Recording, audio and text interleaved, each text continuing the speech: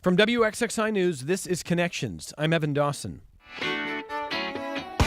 Our connection this hour was made in Boston when an emergency room doctor became curious about the subject of firearm deaths in children. Dr. Jeremy Faust has worked for years at Massachusetts General Brigham Hospital. He has seen many tragic cases of kids shot in accidents at home, in homicides, in suicides. Firearms are the leading cause of death for children in this country. He knew that, and he knew that a 2010 Supreme Court case had given states more authority to set their own gun laws. Some states had passed stricter gun laws. Some states had loosened restrictions. In those 15 years, more than 23,000 children have died from gunfire of some kind in this country. Dr. Faust was wondering about the effect of that 2010 Supreme Court decision. He's the lead author on a new study. Here's how NPR reported it. Quote, firearm deaths of children and teenagers rose significantly in states that enacted more permissive gun laws after the Supreme Court in 2010 gave states more authority to regulate guns, a new study has found. In states that maintained stricter laws, firearm deaths were stable after the ruling, the researchers reported, and in some states, firearm deaths even declined. But in the states that loosened gun laws, an additional 7,000 children died beyond the expected average, end quote. The NRA immediately dismissed the study. The NRA calls it, quote, political propaganda masquerading as scientific research. But the data is clear. The researchers classified states into three categories based on their gun laws: most permissive, and strict. In the 9 states with the strictest gun laws, youth firearm deaths did not increase. And in 4 of those states, California, Maryland, Rhode Island, and New York, they dropped significantly. The average age of those killed was 14, according to the study, which was co-authored by researchers from Yale New Haven Hospital, the University of California, San Francisco School of Medicine, and the Schools of Public Health at the University of Pittsburgh and Brown University. Dr. Faust concluded this: it was like a natural experiment. You've got an epidemic that's really getting worse, especially in states with relaxed gun laws, end quote. A lot's been made about New York State's SAFE Act over the years, but this state is not done with regulations. Francesco's law just passed the state assembly this week. It establishes violations for the failure to safely store rifles, shotguns, and firearms in the presence of a minor or a prohibited person. It passed along generally partisan lines. My guests this hour are here to talk about preventing the death of children from firearms. I know it's a heavy topic. It is very important, and we are glad to have them here. Joining us in studio is Adam Oplinger, Pediatric Trauma Program Manager at the Kessler Trauma Center at the University of Rochester Medical Center. Adam, thank you for being with us. You're welcome. Thank you for the invitation. Across the table from Adam is Jennifer West. Dr. West is co-director of the Firearm Injury Prevention Program at the University of Rochester Medical Center, a clinical psychologist, and a parent of teenagers. Jennifer, welcome. Thank you for being with us. Thanks so much for having us, Evan. And welcome to Dr. Crystal Craig. Dr. Craig is a pediatrician at the University of Rochester Medical Center. Thank you for being here as well. Yes, thank you for having us. Ask Day is coming up, and listeners might hear about that. Ask Day. It stands for Asking Saves Kids. It was started by Brady United. It's commemorated every year on June 21st as a reminder for caregivers to ask the question, is there an unlocked gun where my child spends time? So you've got play dates, you've got parties, you've got sleepovers. Are you asking the question? And I want to just start with that point, and I'll go around the table and I'll start with Dr. Craig. How important is Ask Day? How significant is just that kind of conversation to have? Very significant. We know that there are more firearms in the U.S. than there are people, and we know that there are a lot of kids that are going over and playing with other children within the homes. And Ask Day is really important because we need to teach people and educate people about how to effectively ask other individuals, is it going to be safe where my child plays? And so Ask Day, it's the start of the summer. Kids are spending a little less time in school, a little more time in homes, playing with each other outside, maybe even playing together with bigger groups of kids. And so it's really important that other parents need to know how to ask other parents how to about firearms, how firearms are stored, but not just other friends that they're playing with, even other family members. So kids might also be spending more time at grandparents' houses, and the parents need to know how firearms are stored safely wherever their child is playing. I think maybe we'll hear from people who will share this, but certainly I think for some parents, it's that question of, well, this is awkward. Yes. And I don't want to be the one who seems judgmental. I don't know how to ask. Yes. So what do you say about that? Yeah, so I think it's really the best is to think of a message of safety because everybody wants their children to be safe. You can even frame it if you feel a little bit awkward leading with, do you have firearms? You can lead it with like have a checklist in your mind, like is there a pool where that kid is going to play, and is there drowning prevention? Is my child allergic to peanuts? And we need to make sure there's no peanuts in the house. So think about all the things that a parent would normally ask about for their child to be safe. And then you can then also ask about, you can lead with, again, I just want my child to be safe. If you have firearms, I just want to make sure that they are stored in a safe manner. You can do some partnering with the parent. Say if you are a firearm owner yourself, you can say, if your kid comes over to my house, I do have firearms and they are stored securely, just so that you know your child is safe at my home. So you can do a little partnering with the parent.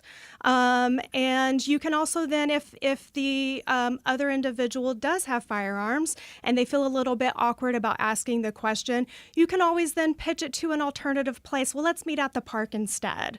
And so there are different little tips that you can use to start discussions with other parents. And then if it becomes a little bit uncomfortable or awkward, then you can, there's ways that you can pivot. I also think it's fine to just say, hey, this might be an awkward question, but it's important to me that both of our kids are safe. So I think that's also a good tip. And Dr. Craig, it's interesting. You say if you are a household that does have firearms, lead with that in a way that says, hey, just so you know, we do have firearms. They are secured. They're put it out there first. Because often this conversation gets framed as, well, for the households that don't, they've got to ask, and it's going to be awkward. As opposed to, hey, there's firearms in your household. We're going to talk about how they're secured so kids and families can feel safe. Yes. Turn it around a little bit. Yes. Okay. So yeah, I think there's multiple different ways to approach this. Every situation is a little bit different. I also think one important point is just practicing. So you can practice with your partner at home or with closer friends, practice asking that question so that when you're meeting new friends for your children to play with, it comes a little bit more naturally. Dr. West, do you want to add to that? Sure. I think the other thing that you can consider doing is when you're having children come to your home, you can say to the parents, hey, I want you to know that we have a dog in the home, but they will be in the basement while your child's here. And I also want you to know that either we have guns and they're stored locked up, unloaded with the ammunition separately, or we don't have guns. And then that really helps kind of normalize the conversation as well. I know I did that when my kids were younger, and it was awkward at first, but it was pretty surprising the number of parents who would say, wow, nobody's ever brought that up before. I should be doing that as well. Okay. And I want to ask, before I turn to Adam, Dr. West, for people who might be skeptical of this conversation and think, does it actually work? I mean, is there any information that indicates this can save lives? What would you say to that? I would say that it absolutely can save lives. I mean, what we know is that the risk of unintentional injury due to firearms that are not stored properly is significant. And that's across the lifespan, but especially for younger children who are curious, and then older adolescents who we think would know better, but can be horsing around, want to show off that a parent has a gun, may not know it's loaded, it goes off, and then there's incredibly dire consequences. And so it absolutely does save lives. Adam, you want to add to this too? Absolutely. I would just like to underscore the point that Dr. West made, that kids are curious, and they are also very clever. The research indicates that almost 40% of houses with guns in them have a firearm that is unsecured and loaded, and most of the time kids know where that is, much to the shock of the parents that are involved in that. So this is just a normalization of a conversation that should be occurring across the board anytime you have young children who are going, particularly to play with, new playmates who you may not be familiar with. This is a question that's perfectly okay to ask. I don't know any responsible gun owner who would be uncomfortable answering that question. Well, I want to ask our guests a little bit about this proposal at the state level that just passed the New York State Assembly this week. And we've got a little bit of sound to share with Assemblymember Jen Lunsford. Jen Lunsford was speaking in favor of Francesco's law. And that's a law that, as I mentioned at the outset, would establish violations for the failure to safely store rifles, shotguns, and firearms in the presence of a minor or a prohibited person. Let's listen to some of Assemblymember Lunsford speaking in favor of this. 80% of gun owners support safe storage laws. Responsible gun owners safely store their weapons. That's what you do. But yet, according to a study last year, 43% of households still store loaded guns, and just under half have guns loaded with ammunition not in lockers. Don't responsible gun owners want everybody to be responsible? Don't we want this for people, for everyone to act the way responsible people would? This mandate will not only allow us to provide more education and to put some teeth behind it, but it'll attach liability for situations where people are not being responsible and it leads to unintentional deaths. That's what this is for. It's important. And I've said this on this floor before, and I'm going to say it again. The reason so many toddlers shoot themselves is because their index fingers are too weak and they turn the gun around to use their thumb. And if that doesn't haunt you, I don't know what will. In addition to that, in addition to accidental firearm deaths and suicides, according to a Department of Justice article about safe storage gun laws for 2023, the majority of individuals who carried out a K-12 mass shooting obtained the firearms used in the shooting from a family member in an unsecured gun. Further, between 2005 and 2010, in home burglaries and other property crimes, 1.4 million firearms were stolen. Safe storage helps that too. I don't know why anyone would oppose us safely storing guns. It saves lives and it keeps illegal guns off the street. I'll be voting in the affirmative. That is Assemblymember Jen Lunsford. As I mentioned, best we can tell in the New York State Assembly, this legislation, Francesco's law, passed this week on essentially partisan lines. Any Republican who's in the state assembly in your area voted no, from what we can tell, and any Democrat voted yes. So that's where that is. Let me ask Dr. Craig, I'll go around the table here. So the assembly member is talking about something that's really hard to kind of think about, but she's asking us to think about it. She's saying, why does a 4-year-old shoot themselves? Literally imagine a kid turning the gun around and using their thumb. It's a horrible thing to imagine, but there are countless stories across the country of this happening. And she is talking about a piece of legislation that she thinks will help prevent this. Does that sound logical to you? Yes, it sounds very logical. I have done a lot of actually looking into these types of specific laws. We call them child access prevention laws or CAP laws. And they have been shown for when you're looking at all the different types of firearm laws out there, whether it's background checks, safe storage laws, CAP laws. There's so many different types of firearms. These CAP laws and safe storage laws are found to be the most effective type of law to prevent, at least I deal in pediatrics, at least to prevent youth firearm injury and death. So extremely effective law. New York State actually does have a CAP and safe storage law, so I'm glad that they're just continuing to build on the legislation that's already out there. So yes, it makes perfect sense, and the research backs it up.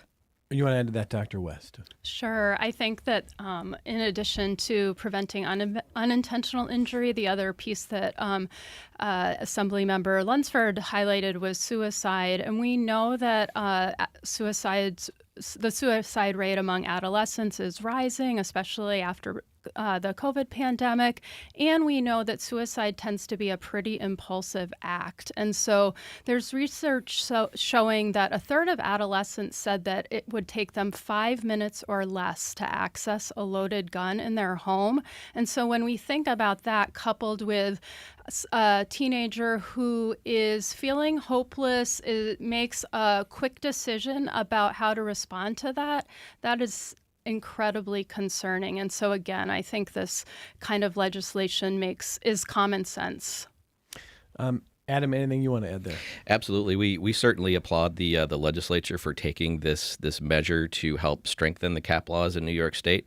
I would also like to add a little bit about the laws keeping guns from falling into the hands of those who should not have them. The instance of stolen firearms that end up back on the street and used in violent crimes is very high. So again, this type of safe storage law is going to help to lower those numbers significantly. So I want to respond to a couple of emails that have come in, and I want to also encourage listeners, if you want to join this conversation, it's not an easy one to have, but it's important. I'm curious to know, do you ask, if you've got kids, do you ask about firearms and firearm storage before they go to a play date, a sleepover, a hangout? Do you do that? Do you find yourself thinking, that's kind of an awkward question? If you own a firearm, do you welcome that question? Are you offended by that question? I would love to kind of take your temperature on that. It's 844-295-TALK, toll free if you want to call the program, 844-295-8255, or 263-WXXI if you call from Rochester, 263-9994. You can email the program, connections@wxxi.org, and you can join us on the YouTube chat if you're watching on the WXXI News YouTube page. So a couple of points from Chaz, who... Chaz feels like this is a stacked panel against gun ownership or too one-sided. We did reach out to a couple lawmakers, just kind of trying to understand those who voted no. I don't have a guest who can talk about voting no on Francesco's law, but I'm open to hearing from anybody. This should be the public square. I want to talk about it. So let me read Chaz's email first, his first email of two. He says, so to confirm here are the three guests you got. They're talking now, but he says the National Rifle Association, the NRA, literally has an entire program dedicated to safe storage of firearms and what children should do if you come upon an unsecured one. But no, you went with 3 college employees because academia has definitely proven they can call balls and strikes over the years. I think he's being sarcastic. Chaz says, I think it would be fun if you asked them how much trigger time they have. What are the 4 rules of firearm safety? He's challenging the idea that these are experts. And he says he thinks that the guests are just going to say the safest way to own a gun is not to own a gun. And then we're going to get just an hour of connections talking about how abstinence is the only way. In the same way you would say that abstinence-only sex education is the best way to prevent pregnancy. Same concept here. Okay, so a couple things. Number one, Chaz, I'm open to any voice and conversation here. The NRA, if we want to talk to them about how they train people, sure. I'm going to give you a little bit of a bias just right here. And this won't surprise Chaz, who is a very smart guy, and I say this all the time. He's probably smarter than me. But my bias here is when I see the NRA come out after the study that we talked about at the outset of the hour, and the first thing the NRA says is not, hey, give me the data for that study. We really want to kind of go into the weeds here. They call it a political hit job. They are immediately opposed to any study that shows that looser gun laws leads to more gun deaths. And there are reams of data on this. We've talked about this for years. More guns in the population means more people will die by gunfire. More guns in the population with looser restrictions means more kids are going to die by gunfire. That's a straight line. I'm not trying to be political. I promise you that. If that were somehow not true, I'd be glad to say that. There were data that indicated that having, if we doubled the number of firearms, that suddenly we'd actually see a lot fewer firearm fatalities. I'd be open to understanding why and talking about it. I promise you that. Chaz also sends me a note that says that that he points to a Snopes article that says, well, it's the categorization of children. So if you go up to age 19, then guns are the leading death. But if it's 17, then it's motor vehicles. And a lot of this is just playing with numbers. It's not playing with numbers. It's not meant to do that. I will acknowledge that setting the age at different levels will have different effects here. But it doesn't change the fact that 15 years ago, the Supreme Court comes out with a decision giving more power to states to regulate this. And the states that have stricter gun regulations have fewer deaths from guns. And the states that went looser have more. If you want to say semantically, but they're not all children, okay. But a lot of them are. And okay, well, but some are 18. Okay, that's still someone who died. Well, it's not all safe storage. Some of it's actual homicide. Yes, 100%. In fact, there's more homicide and suicide than accidental death. That's also a true thing. Doesn't mean it's not important. So I'm not trying to dismiss concerns. I promise you that, Chaz. Having said all that, let me go around the table and ask the experts who are with us here. And I do think they've got plenty of expertise in what they do. But Chaz is saying, I don't know, Dr. Craig. I mean, if you're not regularly shooting guns, then maybe you're not an expert. So I want to try to explore some of this. Go ahead. Sure. I'll give you to kind of help help the listeners know where I'm coming from. So I was born and raised in Texas, a very heavy gun culture state. I grew up most of my life there. I've been in New York for the last 3 years. I grew up in a household that had guns in it. My brother's a hunter. And so while I don't own a gun myself, I have been exposed to that since from an early age. The other point I want to make is that the age, when you're talking about the ages and the playing with numbers. So since 2020, actually, firearms are now the number one cause of death in kids, not motor vehicles. So that flip-flopped. 17 and below. Yes. Correct. Not including 18 and 19. Yeah. Okay. So, no, I think 18 and under. 18 and under. Yes, firearms are now the number one cause of death. About 2/3 of that is homicide, a third is suicide, and then a smaller number is unintentional. But all of these things are important, and we have a very clear evidence base that, just like you pointed out, more firearms, more access to firearms leads to more firearm deaths. And so safe storage, we are not about saying you can't have guns. We want you to have guns responsibly and keep them stored safely so that people who are not supposed to have access to them, whether that's a kid or another individual, like somebody who has committed domestic violence abuse or other felonies.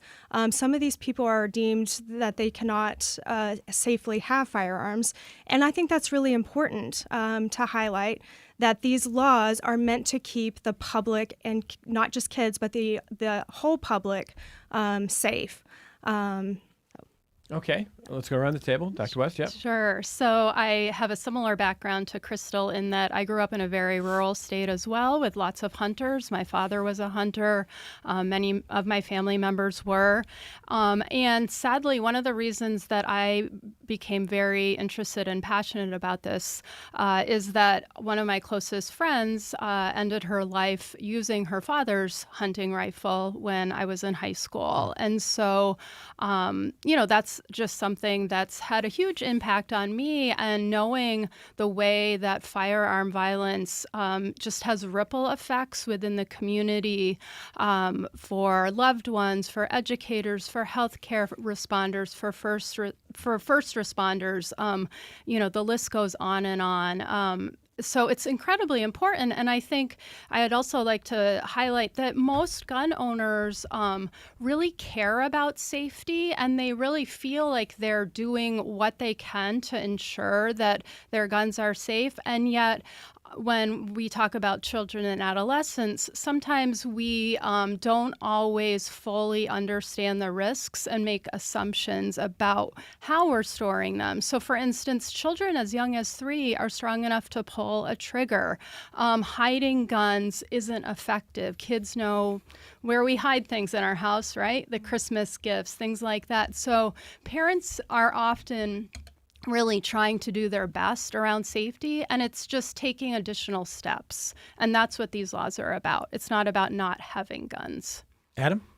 Agree with all of that. My background is also very similar, although I grew up here in New York State, down in the southern tier. I am a firearm owner. I currently own multiple firearms and was taught from a very young age by my father and the group of people who we enjoyed that sport with, what it meant to be a safe and responsible firearm owner.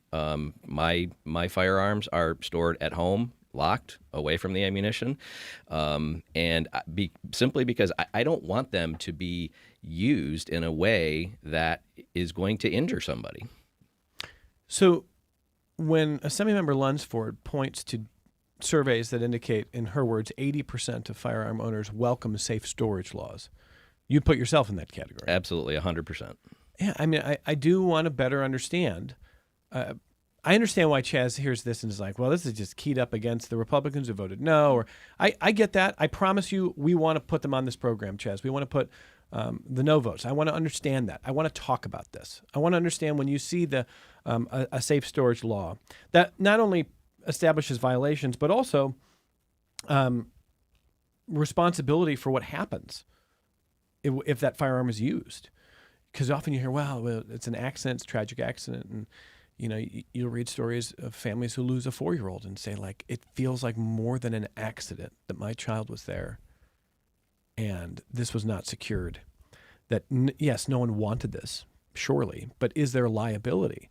So I know it's a heavy question, but if you're in that 20% of gun owners who doesn't want laws like this, then call me, send me a note. I want to hear it. We'll put it on the air. I want to talk about this. I promise you I do.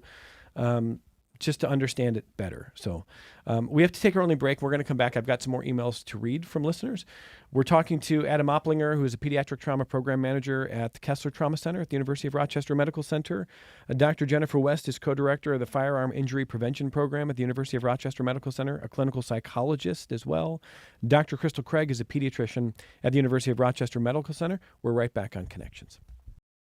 One of the best ways to support WXXI is to become a sustaining member.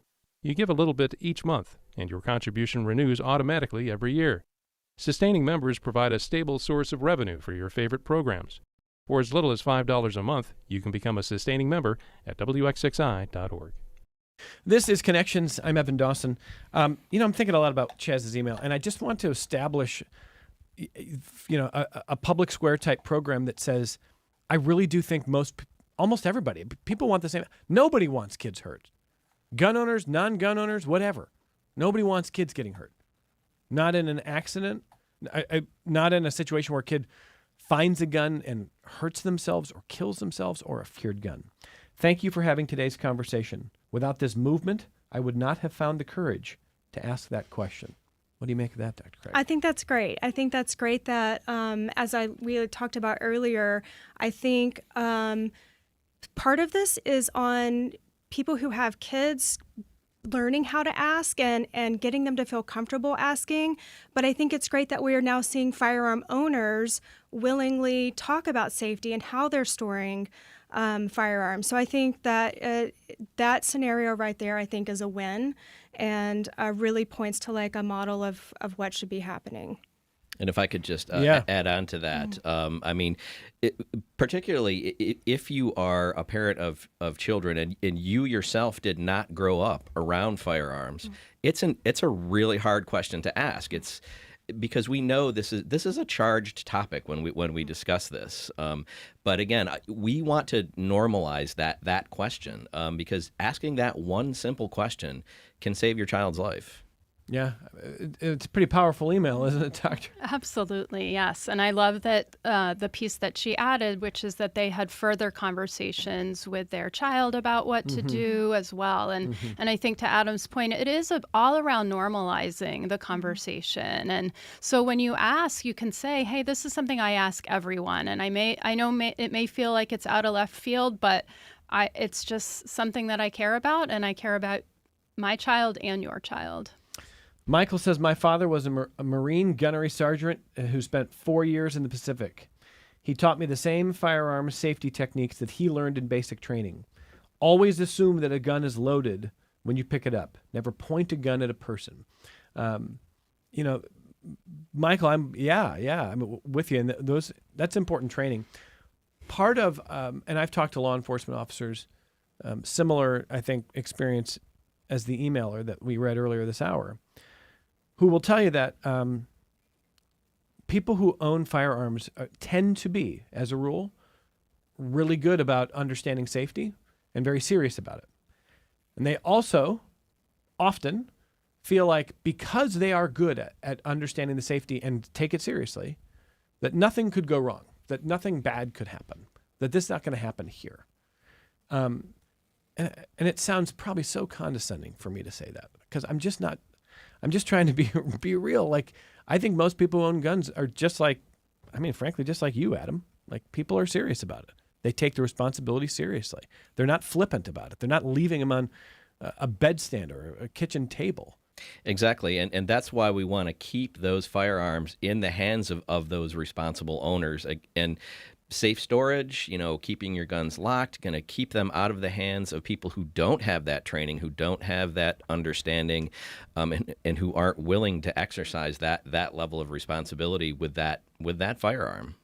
I'd just like to add, too, that I think it is really important to make sure kids know never to touch a gun, to always assume it's loaded. And we know that kids don't always listen either. My kids certainly don't. And so, and a gun is a really enticing object. And so if you have a curious kid or just a kid who is not thinking things through, if they pick it up and it's loaded, that's, just a tragedy waiting to happen. And so that's why that extra step of ensuring that it's unloaded, locked up with the ammunition separate is the extra step that needs to be taken. Let me get back to your emails here. And this one comes from Carly, who says, Evan, last year my husband's truck was broken into out in front of our home. The back window was broken, and then the glove compartment was gone through, but confusingly, none of his rather valuable tools were stolen. The RPD investigator we spoke with said that pickup trucks are commonly broken into here because owners often forget they left their loaded handguns in the glove compartment. It's an easy target for anyone looking for a free loaded gun. We don't keep guns, but as a PSA to anyone who does, need I say more?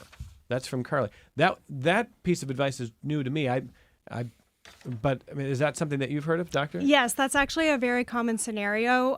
Guns are stolen from cars very commonly, and often when they are kept in cars, they are kept loaded.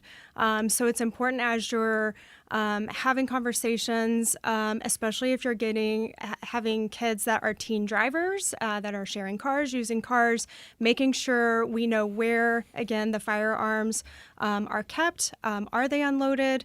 Are they safely stored? Who has access to them? But yes, car theft of guns is a very common problem we see here in Rochester and kind of throughout the United States. Okay. Yeah, I would just add that the research shows that there's a gun stolen from a car every 15 minutes, and it's usually a car that's parked either in the driveway, right out front, or in the garage, so right at the person's residence. And so, again, that's why you need to keep the gun locked up. And a car is not the right storage place for one. Yeah, this exact scenario happened to me just a couple of months ago. My car was parked in my driveway. I live here in the city of Rochester. I had been traveling for work for about a week. I came home. I foolishly left my doors unlocked, and my car had been gone through. The center console, all the contents were out of it. The glove compartment was open. Fortunately, I don't keep any firearms in my vehicle, but nothing else was taken. Clearly, somebody just went through my car looking for something, and I suspect it was probably that. All right, so a couple more points of dissent of a kind here. First of all, Chaz follows up to offer this about safe ownership. He says because gun laws in New York are not intended to keep people safe. That's how he feels. He is responding, I think, to some of what Governor Hochul has said, which is probably a story for another day. But he is saying a safe is a good idea. A law that says you have to have a safe is intended to price people out of their rights.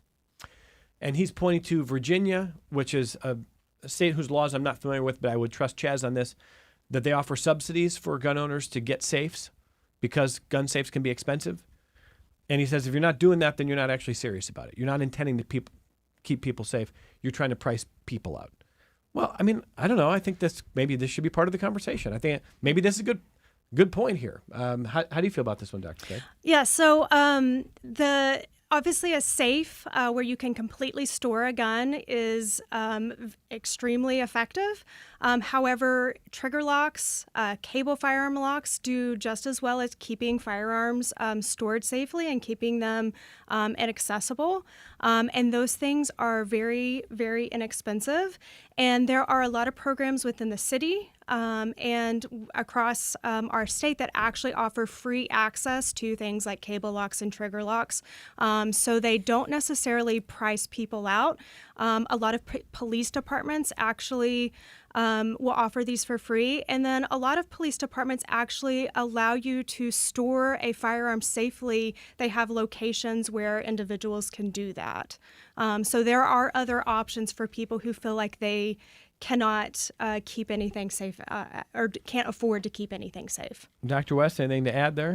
No, I think that there are a lot of options that are more affordable. The other thing that you can do is disable the gun and put part of the gun in a locked storage device, such as like taking out the firing pin or something like that, so that the gun isn't operable, and then only you can get that piece of the gun in order to use it as you wish. What do you think of that, Adam? Sure, absolutely. You know, the safe is probably the best way to do this. And if that's something that you can afford, then we absolutely would advocate for that. But, you know, as Dr. Craig said, there are a number of different types of options that will allow you to help secure that firearm so that it cannot be fired.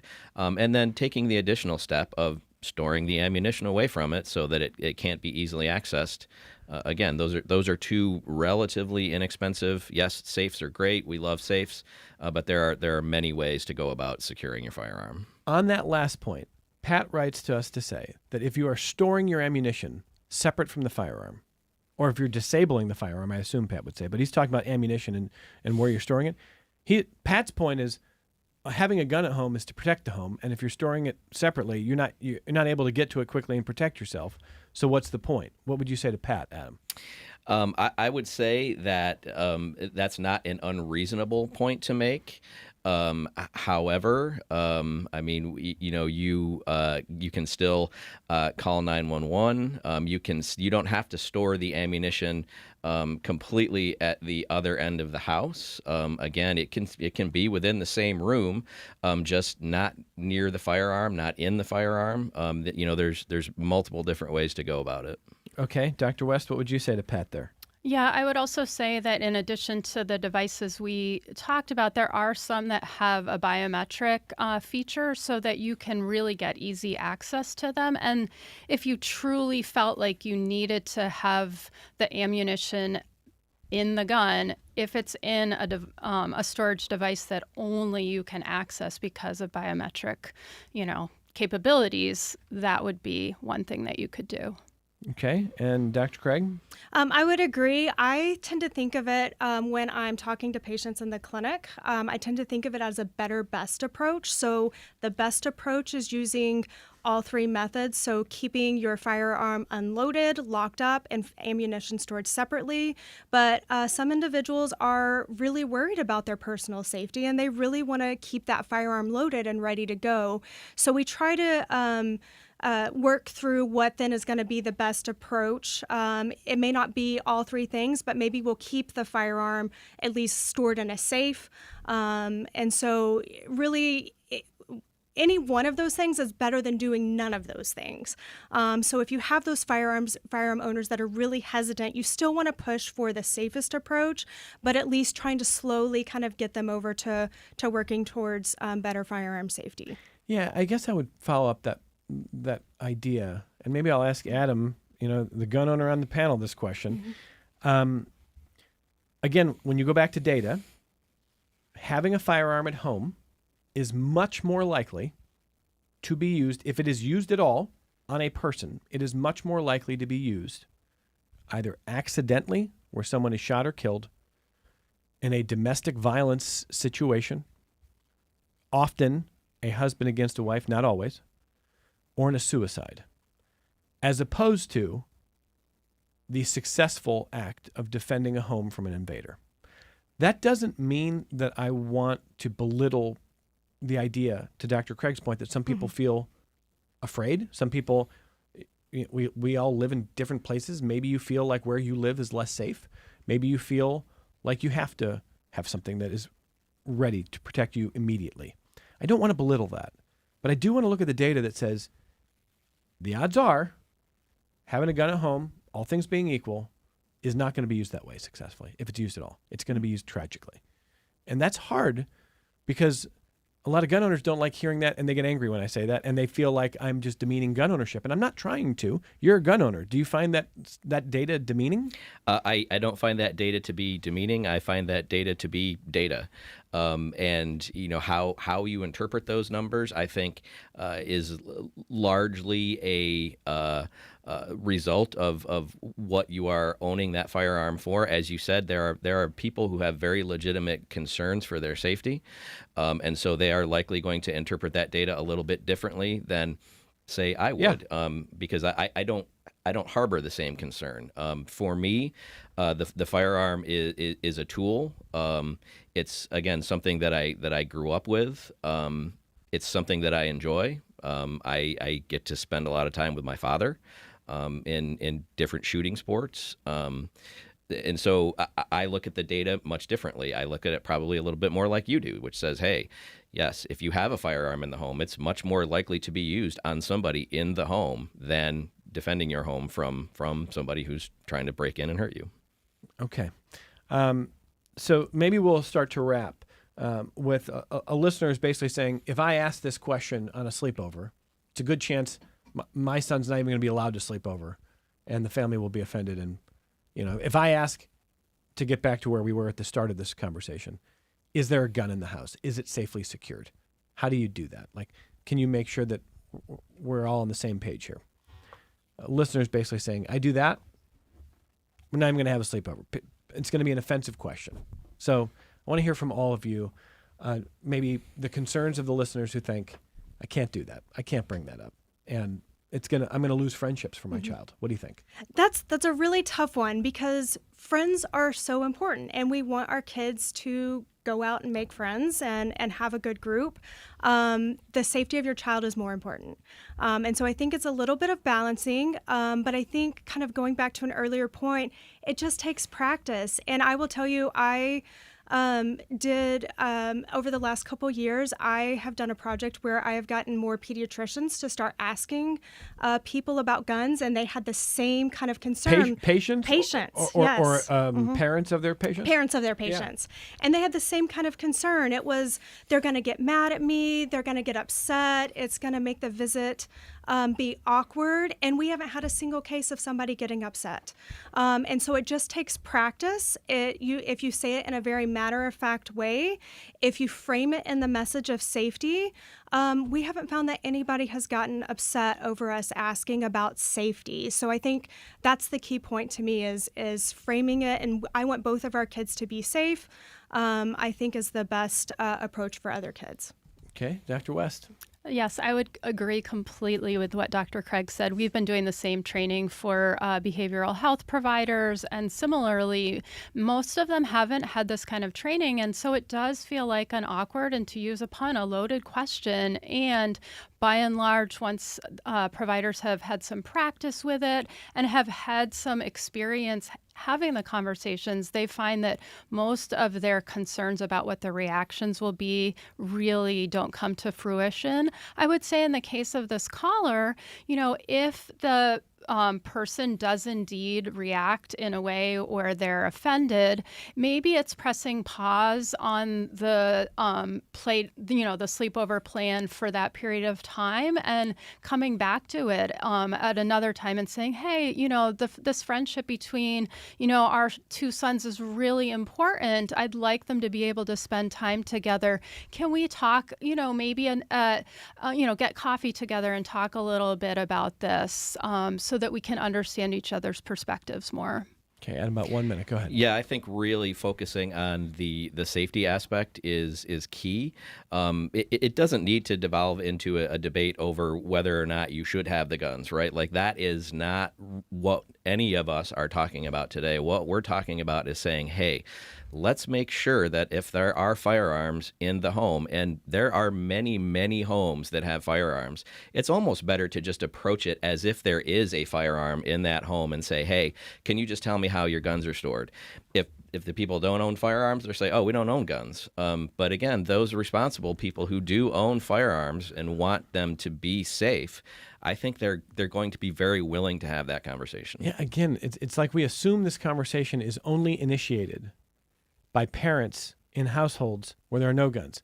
If you own firearms and they're safely secured, wouldn't you also want to ask this question? Absolutely. If your kid's hanging out somewhere else? Yeah, 100%. Okay. Yeah. So maybe just trying to get away from these assumptions that are stuck in my head, and maybe the listeners too. I want to thank our guests for a really important conversation. Adam Oplinger, Pediatric Trauma Program Manager at the Kessler Trauma Center at the University of Rochester Medical Center. Thank you for making time for us. You're welcome.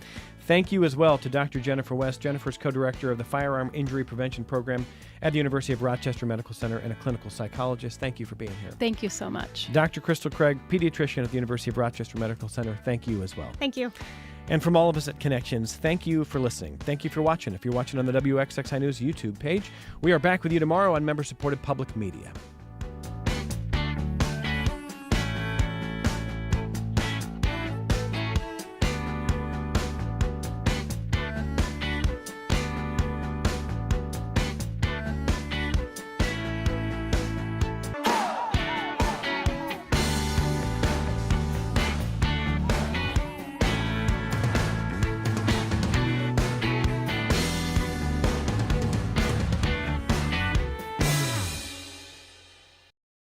This program is a production of WXXI Public Radio. The views expressed do not necessarily represent those of this station, its staff, management, or underwriters. The broadcast is meant for the private use of our audience. Any rebroadcast or use in another medium without expressed written consent of WXXI is strictly prohibited. Connections with Evan Dawson is available as a podcast. Just click on the Connections link at WXXInews.org.